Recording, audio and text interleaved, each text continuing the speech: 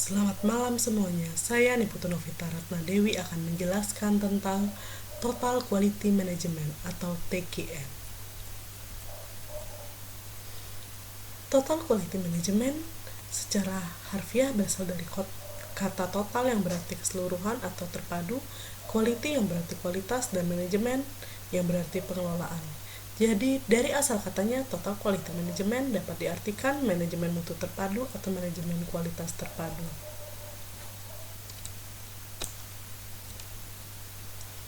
Definisi TQM, Total Quality Management adalah suatu cara pendekatan dalam upaya meningkatkan efektivitas, efisiensi, dan responsif instansi pelayanan kesehatan dengan melibatkan seluruh staf atau karyawan dalam segala proses aktivitas, meningkatkan mutu dalam rangka memenuhi kebutuhan atau tuntutan konsumen pengguna jasa instansi pelayanan kesehatan. Dengan demikian, jaminan mutu pelayanan kesehatan mencakup kegiatan 1. Mengetahui kebutuhan dan harapan pasien atau masyarakat yang menjadi pelanggan eksternal layanan kesehatan, menggunakan semua kemampuan dan bakat orang yang terdapat dalam instansi pelayanan kesehatan, membuat keputusan berdasarkan fakta atau data bukan perkiraan atau dugaan, bekerja dalam kelompok. Setiap tenaga kesehatan akan merasa bahwa kontribusinya kepada instansi layanan kesehatan dihargai. Mengelola semua proses untuk menghasilkan apa yang dianggap penting, tetapi pada saat yang sama harus mendorong orang menjadi inovatif dan kreatif. Uraian materi bentuk program menjaga mutu. Penjaminan mutu pelayanan kesehatan adalah upaya yang sistematis dan berkesinambungan dalam memantau dan mengukur mutu serta melakukan peningkatan mutu yang diperlukan agar mutu layanan kesehatan senantiasa sesuai dengan standar layanan kesehatan yang disepakati. Contoh istilah tersebut meliputi Total Quality Management atau manajemen mutu terpadu, Continuous Quality Improvement atau peningkatan mutu berkesinambungan, Quality Management atau manajemen mutu. Pada dasarnya, tahap pendekatan jaminan mutu layanan kesehatan dilaksanakan melalui 1. Sadar mutu, penyusunan standar, mengukur apa yang dicapai, membuat rencana peningkatan layanan kesehatan yang diperlukan. Semua langkah dalam siklus jaminan mutu layanan kesehatan atau lingkaran mutu selalu berulang dan berkesinambungan, serta tidak pernah berhenti, seperti yang terlihat dalam gambaran lingkaran mutu berikut ini. Gambar lingkaran mutu menurut Heiser dan Randall. Menyusun standar, mengukur mutu, menyusun rencana, melaksanakan rencana, selalu berkesinambungan. Keberhasilan suatu upaya pendekatan jaminan mutu layanan kesehatan memerlukan hal-hal sebagai berikut. 1. Komitmen dari pemimpin instansi pelayanan kesehatan puncak, komitmen dari semua personel, kejelasan tanggung jawab kegiatan jaminan mutu layanan kesehatan, bersedia melakukan perubahan sikap, pencatatan yang akurat, komunikasi yang efektif pada setiap tingkat instansi pelayanan kesehatan, pelatihan tentang pengetahuan dan keterampilan mutu dan jaminan mutu layanan kesehatan. Gambar skema sederhana perkembangan mutu menurut Nasution. Inspection, Quality Control, Quality Assurance, Total Quality Management. Pilar dasar dalam Total Quality Management menurut Lewis dan Smith terdapat 4 pilar dasar penerapan konsumen, yaitu 1. Kepuasan konsumen, 2. Perbaikan terus-menerus, 3. Hormat atau respek terhadap setiap orang, 4. Manajemen berdasarkan fakta. Elemen-elemen pendukung TQM. Terdapat 10 elemen pendukung yang harus diperhatikan. 1. Fokus pada pelanggan, obsesi terhadap kualitas, pendekatan ilmiah,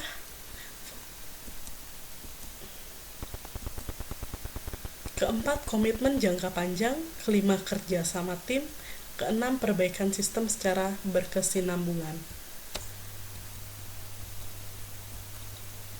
7. Pendidikan dan pelatihan, kebebasan yang terkendali, kesatuan tujuan,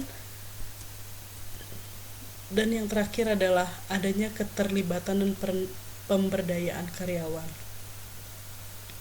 Menurut Kretz, menyatakan bahwa agar penerapan TKM berhasil, 4 kriteria berikut harus dipenuhi instansi pelayanan kesehatan, yaitu 1. TKM harus didasarkan atas kesadaran terhadap pentingnya kualitas. 2. TKM harus memiliki sifat kemanusiaan yang kuat, yang tercermin pada cara karyawan diperlakukan, diikutsertakan, dan diberi inspirasi. Ketiga, TKM harus didasarkan pada pendekatan desentralisasi dengan memberikan pemberdayaan dan keterlibatan pada karyawan pada semua level. Dan yang terakhir, TKM harus dilaksanakan secara menyeluruh yang melibatkan seluruh elemen instalasi pelayanan kesehatan. Pedoman dalam penerapan TKM menurut Auckland 1994 yaitu komitmen, konsistensi, kompetensi, dan kontak atau hubungan. Komitmen yang berarti untuk menyediakan produk atau layanan yang efisien dan menguntungkan harus ditujukan oleh manajemen dan instansi pelayanan kesehatan. Konsisten yang berarti produk dengan kerja yang konsisten, misalnya ketepatan spesifikasi, ketepatan jadwal, ketepatan pengiriman, dan lain-lain. Kompetisi yang berarti untuk melaksanakan tugas-tugas atau karyawannya sehingga mendukung pencapaian sasaran instansi pelayanan kesehatan.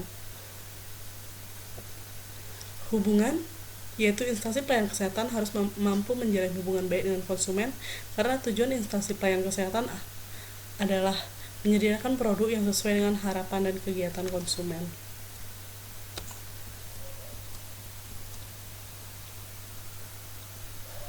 Selanjutnya, komunikasi, yang berarti instansi pelayanan kesehatan harus mampu menjalin komunikasi yang baik dengan konsumen agar spesifikasi produk yang diinginkan konsumen bisa diterjemahkan dengan baik oleh instansi pelayanan kesehatan. Kredibilitas, memperoleh kepercayaan dari konsumen. Perasaan, instansi pelayanan kesehatan harus memiliki rasa simpati terhadap konsumen eksternal, terutama menyangkut kebutuhan dan harapan mereka. Konsumen internal, pegawai menyangkut haknya. Dan kesopanan, instansi pelayanan kesehatan melalui para karyawan harus menunjukkan sikap sopan santun kepada konsumen, terutama karyawan yang langsung berhubungan dengan konsumen. Kerjasama, yang berarti instansi pelayanan kesehatan harus bisa menciptakan iklim kerja yang baik antar karyawan maupun instansi pelayanan kesehatan dengan konsumen. Kemampuan, instansi pelayanan kesehatan harus memiliki kemampuan untuk melakukan pengambilan keputusan dan melakukan tindakan yang berkaitan dengan pelayanan kesehatan. Dan kepercayaan, instansi pelayanan kesehatan harus memiliki rasa percaya diri bahwa instansi pelayanan kesehatan mampu menyediakan produk atau layanan sesuai kebutuhan dan harapan konsumen. Hambatan dalam penerapan TKM.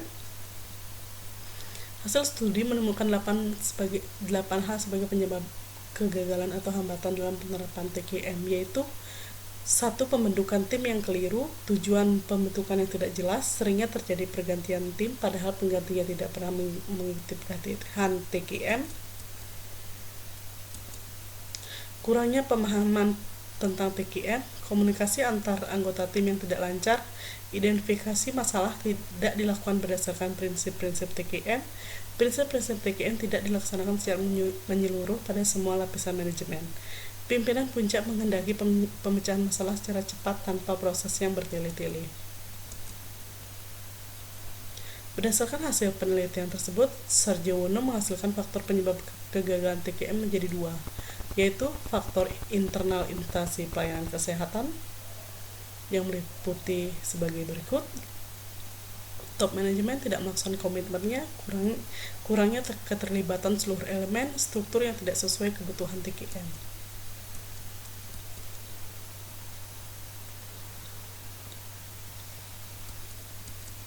Faktor eksternal instansi pelayanan kesehatan yang meliputi ketidakmampuan mengontrol kualitas produk pemasok, manajemen kurang menaruh perhatian terhadap kepentingan konsumen, lack of